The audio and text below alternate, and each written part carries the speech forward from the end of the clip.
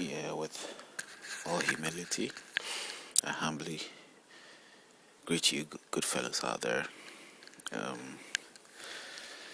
I think want to go ahead with most of the things that seriously have been discussing, and I hope I still have your attention to sort of get a gist of what my intentions are, or what I really want to put out there to share with you, to sort of make your own mind up in what you think is right for you, right for me, right for everybody. We all have some connection, and we all connect to one another, whether we are whatever state or not. It's one world that we live in. So it's very important for us to consider things in the right way. It's more to do with religion and culture. These things are the core, the basic things that really make our life up, what we decide and what we do. On all the videos, I have not diverted. I hope I haven't. I hope I have not deviated. I've stayed on the course, and it might continue as long as life permits. It's a discussion which is serious. We can't look back on it. We can't underestimate it. These are things we live by. We sort of every day is attached to us. And if it's getting worse, we have to really look into it and get to the source of it and correct it. And that's what this is about. I correct mine. I feel it's better. At the same time, share with others and see how best we can connect and correct these things together. Because no matter, as I said, that I wipe my skin off from any debts that may be on me. The death out there on the other will spread and affect me. So it's better we do it all together, individually, one after the other. Do your part, and we'll have the entire place cleared of all the death or all sort of negativities that hang over our heads or our shoulders that we find difficult to deal with. That's what it's about.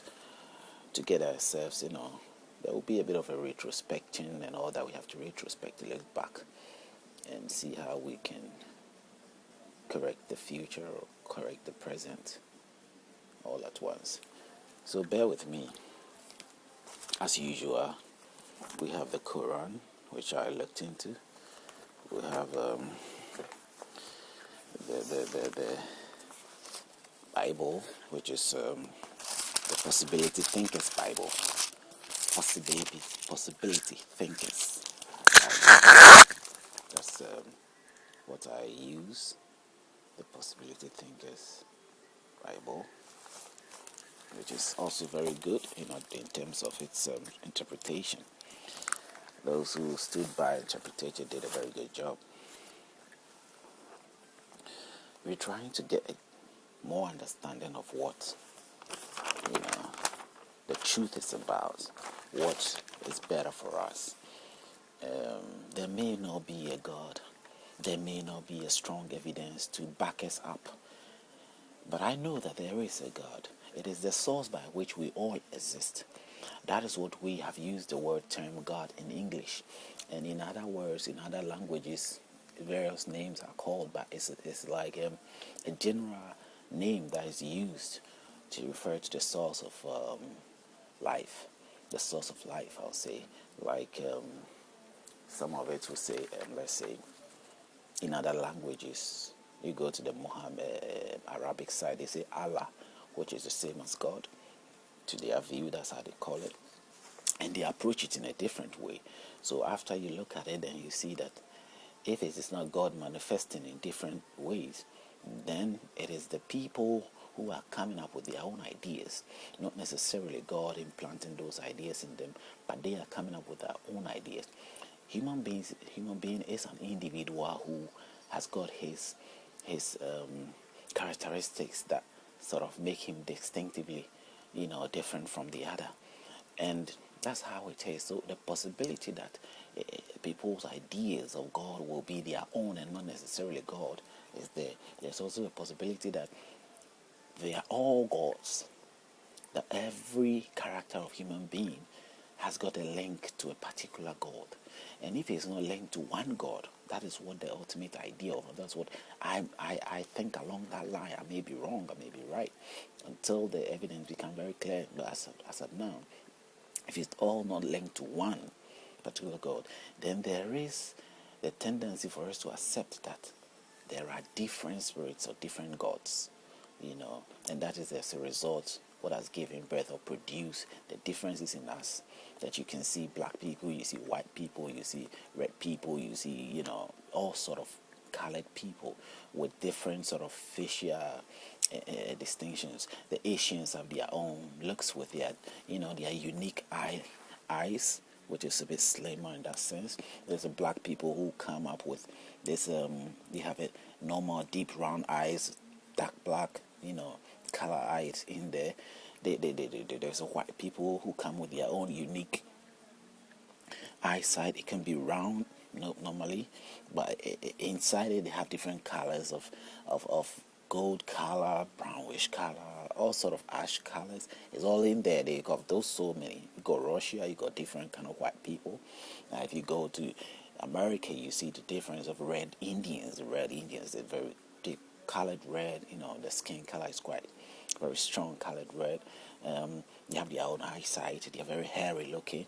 If you go to India, there's another category of people. You go further on to Indonesia, you have that. You go to Arab, you have that. So there are different kinds of people. It could be that we are all associated and linked to some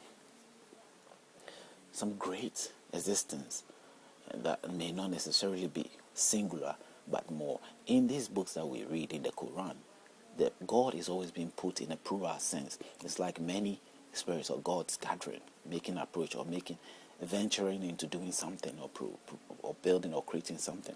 In the Bible, you have the same thing, but it's not. The Bible go in a singular more in the translations or the Revised Standard Version compared to where the original text was. According to them, the original text had this translation of using of translating God. The original text has got the presentation somewhere, some places as plural, and some places as singular. And wherever they see that singular, they use the small g, and where it's plural, probably use the big G. That's a capital G. So in the translation of the Latin, or I think a translation of the Bible from the original text, that's the Greek words.